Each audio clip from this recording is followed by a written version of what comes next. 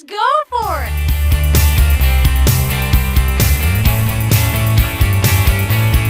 I like the dark stuff. Give me the dark stuff.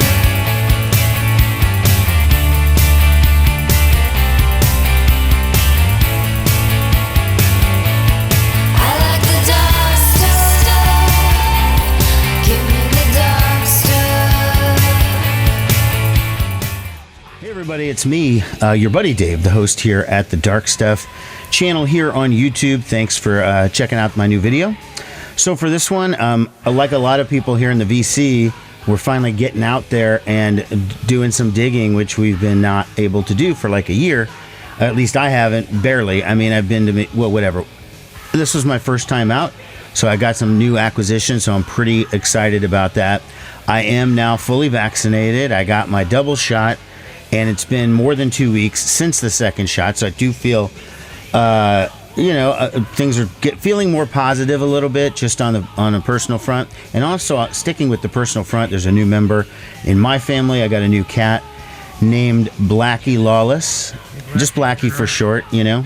I adopted her. She's 4 years old, female, even though she's named Blackie Lawless. And she was just right here, like right in front of me, sitting there, but I had to move my monitor, and it kind of startled her, and so she took off. So she's running around back here somewhere. I just am not exactly certain where. So, although I just kind of saw her walking towards the back now. Okay. Anyways, that's not the main focus of this video. So I went to two different places here in Omaha. I went to Vinyl Cup, which is a new-ish store. It's been around for about a year. I think they also have a store in Des Moines, Iowa, but they've only been in Omaha for like a year or so. And I've only been there one other time, you know, because of the pandemic and whatnot. But now that I think it was for Record Store Day, or a day or two after Record Store Day. But anyways, I went there first, and I just was like, you know, I haven't done this in so long. I'm definitely getting something, no matter what, right? 'Cause you're the green Annalise with that two-prong. So while I was there, I picked up this thing. It's Mick Fleetwood and Friends, a tribute to Peter Green from Fleetwood Mac. And all that it is it's three different versions of the Green Manalishi. And one is with, Mick Fleetwood, Billy Gibbons, Kirk Hammett, Andy Fairweather Lowe, Ricky Peterson, Zach Starkey, Rick Vito, Dave Bronze. I mean, it's just a bunch of dudes jamming the Green Manalishi. It's all right. And then they have the studio version from back in the 60s, and then a live recording. And the live recording is like, not the performance or anything. It's just like the quality of it. But you know what? This was discounted down to like $10 from Record Store Day from last year. I wouldn't have bought it if it had been any more expensive. But regardless, I'm happy to have some Peter Green in my collection, even though it's two versions of the same song. Okay, next I bought the expanded edition of Motorhead on Parole, or the new is expanded and remastered. And you know, most Motorhead fans know what this record is, and this is the first attempt to record the first Motorhead album, and it's with different guys at Lemmy, and then it's a bunch of different guys, and not Fast Eddie and not Filthy Animal. So it's weaker. You know, it's not terrible. I've heard it before. It's been out forever. You know, I mean, it's called On Parole, and even though, you know, it even says on the back, Lemmy puts a little note that it's badly mixed and the playing isn't as good as whatever, and you know, he's being straightforward about it. So it does have some bonus cuts and whatever. That's why I haven't opened it yet, because I am familiar with it. I'll get to the bonus cuts at some point, but right now, you know, it was discounted to $10. I mean, I couldn't resist it at $10. So I got the Pete Townsend live album, Deep End, which I used to have before back in the 80s, but it's a CD or something that I've lost, or a cassette or something, who knows. So I got it on vinyl, and it's in decent condition. I mean, definitely playable. I played it back. I enjoyed it a lot. I remember that this is from the video Deep End Live, and I used to have that as a VHS tape. I don't know what happened to it. And this is a shorter version of that. So it's a couple of Who songs and a couple of solo songs from Pete Townsend, and then After the Fire, which he wrote but then gave to Roger Daltrey, who recorded it And then, the same with most of Roger Daltrey's solo stuff. It didn't go anywhere. And so now Pete kind of took it back, and now he's doing it. It's decent, worth the $6 I paid. My interest and appreciation in Nick Lowe has been growing a lot over the last couple of years. And I picked up this one, Nick the Knife. This is an album of his that I've never heard. And I paid $6 for it. It's in great condition. The vinyl is fine, but this person who signed their name on it, I did that on one record when I was 10. And then I realized how lame that was and stopped doing it. I don't know why people continue to do it. Anyways, this one didn't have any, hits that I remembered, but very, very good.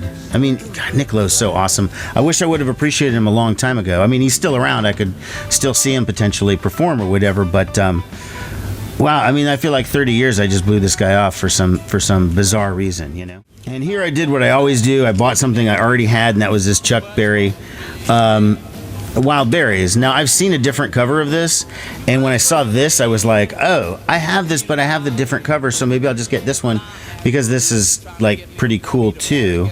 And then this is the exact same version as what I already had. So I don't know if I'm going to take it back or maybe just give it to somebody in a VCLT package and just sort of throw it in there. But, I love every Chuck Berry record. I try to get every one, but I don't need duplicates necessarily. Let's find another round. Come on, beside it. Okay, so then I walked about a block and a half over to Homer's and started shopping there. And I expected to mostly I got all CDs, but one again was a duplicate. It was a Guided by Voices record that I already had, and so I brought that one back the next day, and then I picked up the new Dinosaur Jr. on vinyl. I had to kick in a few extra shekels or whatever, but point is, I got the new Dinosaur Jr. Record, and I just saw Will over at Vinyl Potato. He got his version of it, and he special ordered it or whatever from the band, and the vinyl is kick-ass. It has this super cool look. Mine's just black vinyl. I bought it at the record store. I was planning on maybe even just getting the CD, but now that I've heard the album, it's fucking great, and I'm glad I got the vinyl. Produced by Kurt Weill, and there is a bit of his influence on there, and he plays on over half the album. And it's funny because I'm waiting for all the... I love the album. Okay, it's 4 stars out of 5 or whatever. I really like it, but I'm waiting for people to criticize and say, oh, Kurt Weill's all over the record. He can't help putting himself on there, whatever. But, I remember a certain Jay Mascis who used to produce other bands, and he used to put himself all over the album. If you listen to that Final Firehose record, it sounds like a Dinosaur Jr. album, but with Ed Crawford singing for the most part, The first 2 Buffalo Tom albums, they used to call Buffalo Tom Dinosaur Jr. because it's he played on it and stuff, They're great records, by the way. I think that's an unfair criticism. But anyways, point is, it's no more than what Jay did as a producer, so I could see why they sort of gelled. He plays a lot of guitar on it. Bottom line is, these are great songs. Lou has his typical 2 songs, and they're both really good, Garden and You Wonder. And all of Jay's songs are just really catchy and upbeat, and even in certain instances, the thing about Dinosaur Jr. is they'll have a great song, and then at times for the solo, and then the guitar goes from here to it's really, really loud, because Jay's just an amazing guitar player, and the solos are a big part of the appeal of a Dinosaur Jr. track. So in this case, sometimes a solo comes on and it doesn't just it doesn't just shoot up, it just kind of goes along. That must have something to do with Kurt Weill, because I know that's probably not Jay's choice, right? So the rest of what I got at Homer's, like I said, oh, here's Blackie. What are you up to? Hey, baby. So the rest of what I got was CDs, so let's start going through some of them. Some of them are new releases, like the new Lucinda Williams, Running Down a Dream, a tribute to Tom Petty. So this is phenomenal. First of all, you get Lucinda Williams, which I hope everybody has heard and likes, and you get all the great songs from Tom Petty. And it's very easy to just do traditional covers, and these aren't too different, but she does come up with some good new arrangements. Everything from Rebels to I Won't Back Down, Southern Accents, Wildflowers, You Wrecked Me, Louisiana Rain. It's great. Lucinda Williams doing all Tom Petty songs. Know what to do. Each night I pray. The new Paul Stanley's Soul Station album. This is his new band. You know Paul Stanley from Kiss. Duh. This is his soul band. Okay, he's been doing it on the side for a couple of years. He's got some top-notch players on here. Eric Singer from Kiss is the drummer on the record. And it's mostly like late 60s, early 70s soul covers. There are a handful of originals that Paul wrote. But there's all, it says written, arranged, and orchestrated by Paul Stanley on the songs that are not that are originals. He does do a duet with someone named Crystal Starr. Now, let me just start off by saying that, like, I love Paul Stanley, okay? I mean, I've been a Kiss fan since I was 11 years old, and I still am, right? People say Paul's voice is shot, and I've even questioned it sometimes in terms of Kiss touring. And, this guy's 70 years old, or just about to be 70, I think, and he can't do 6 nights a week on tour, right? I mean, none of the major older acts like the Who or the Stones or whatever, they don't perform 5-6 nights a week, so nobody can do it at his age. But it turns out in the studio, he can really sing in a different style of music. Now, I'm going to tell you, I don't like this record very much. It's just not my thing, I do like some classic soul, but I tend to like it a little more hard-edged, like a James Brown or something, or Marvin Gaye. And this is very ballady to me. I could go any number, I could just sit there and talk about this forever. It's some classic stuff, if you like that, more lovey-dovey type of late 60s, early 70s soul, I mean, give it a try. I don't know. I mean, I can't really tell you what to think on that one. So I watched a documentary on Stevie Ray Vaughan on Amazon Prime or something, so I don't think it's new. I think it came out a couple years ago. And it reminded me that I used to really like Stevie Ray Vaughan back in the 80s. When he was at his peak in the mid-80s, I was buying the albums, and I really liked him. I never got to see him live. That's a regret I have, of course. And but then, after he died, and there was that one posthumous record that came out, which was pretty good and had some good songs on it, I really stopped listening to Stevie Ray Vaughan for forever until just recently. And the documentary is great, by the way. Really, really good. Great performance footage. And they talked about this record that he was working on and finished right before he died that he did with his brother Jimmy Vaughan.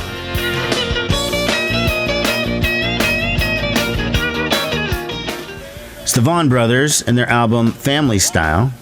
And it was recorded just prior to Stevie Ray's death and came out, of course, shortly after he died.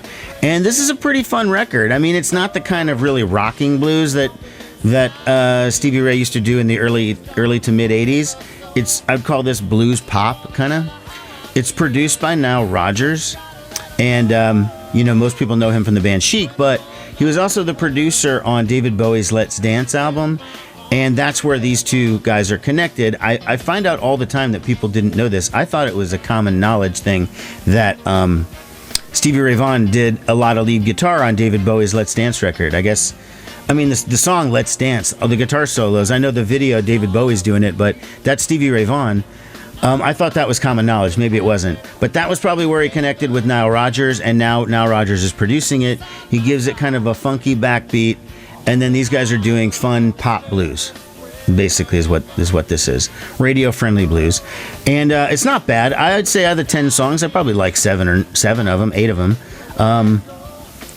1 or 2 have, some good solos and stuff. And, the vocals from Stevie Ray, apparently, according to the documentary, he had gotten out of rehab and did this, so he was in good shape and everything. Is this one of the best Stevie Ray albums? I don't know. I mean, I do have some of the older ones, like Texas Flood and Live Alive, which, according to the documentary, is like a piece of shit. Like, everyone talks about how terrible it was and what an embarrassment and all this, and it's like, I don't know. I kind of liked it. I didn't think it was an embarrassment. I picked up this Paul McCartney, All the Best. It's just a greatest hits of Paul McCartney, just to fill in a couple songs that I didn't have. I have other Wings and Paul McCartney albums, and, I really like him, and who doesn't? I mean, he's the fucking Beatles. But anyways, this is an especially great collection. This came out in the late 80s, so it's missing any 90s or newer stuff.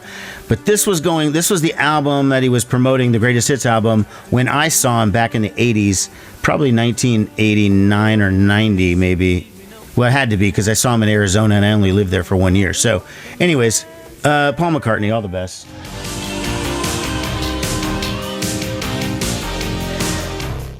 Filling out the ZZ Top collection, it's starting to get a little thin because I had to get here Afterburner from 1985. I paid exactly 99 cents, if you can read that, 99 cents. And it's actually a manufacturer from the Disc Club, you know, the Columbia Disc Club, or this was manufactured for RCA Direct Marketing. So basically it was one of those things by, you know, get like 12 for a penny or whatever. You know, this album is had a lot of hits on it, and I remember hearing these songs on the radio and seeing the videos on MTV for these. This was the very synthed up ZZ Top, right? Like I recently learned, and maybe again this was common knowledge, and I just hadn't heard it, but like Billy Gibbons became a huge Depeche Mode fan about like 83 or so, and 83, 84, something like that. And so much so that he actually went to see them in concert, and ended up going backstage talking to them, etc. We wanted to know how they could get such big sounds out of synthesizers. He was obsessed with it. And the truth is, with the exception of maybe 2 songs on here, this sounds like ZZ Top crossed with Depeche Mode. It's weird, you know?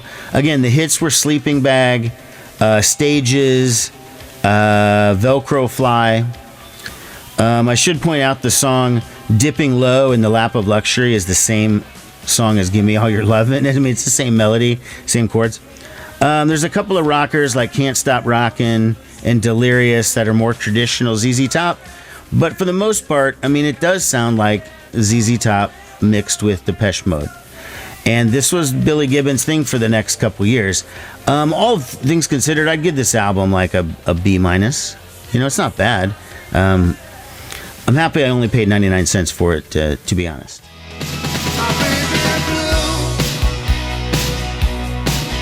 I don't have a ton of Badfinger in my collection, but I've liked these guys for a long time, ever since I heard a band cover that song, No Matter What.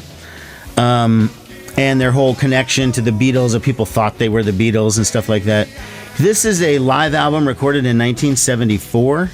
Put out by Rykodisc in the early 90s, and I wasn't sure because Rykodisc has put out a lot of great stuff in their period in the mid to late 80s, starting into the 90s. They were a great label, but sometimes they put out stuff where the source material wasn't really that great. It was just, we got to get this out there because there's so little of it.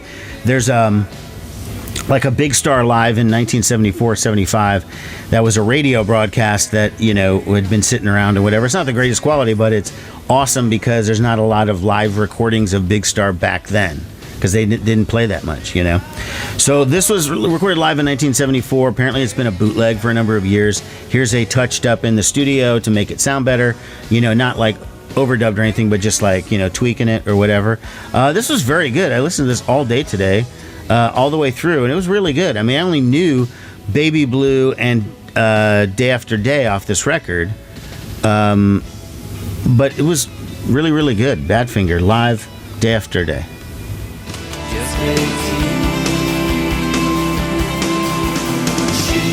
And the last thing I picked up was this self-titled album from a UK band called The House of Love. Now, this is a band that I've been hearing the name for going back 30 years. This album came out in 1990. I've never really liked that period of UK music, UK alternative music from, say, the late 80s, 88, 89 or so, to the mid to late 90s, there's, except for maybe a handful of exceptions, of course. But I just didn't like the sheen guitars unless it was like more shoegaze. And House of Love, I don't know if this is considered Britpop or pre-Britpop or whatever it is, but I never liked bands like this and just would dismiss them the second I see their video in like 120 minutes. I was like, it's over, just boring British music. And there was a time like, like 30 years ago where I had these friends who were really, really into all that stuff, like House of Love and Suede and all these bands that I just could not give a shit about. I liked The Verve. I thought they were cool. I liked Oasis when they came out, initially, their first couple records.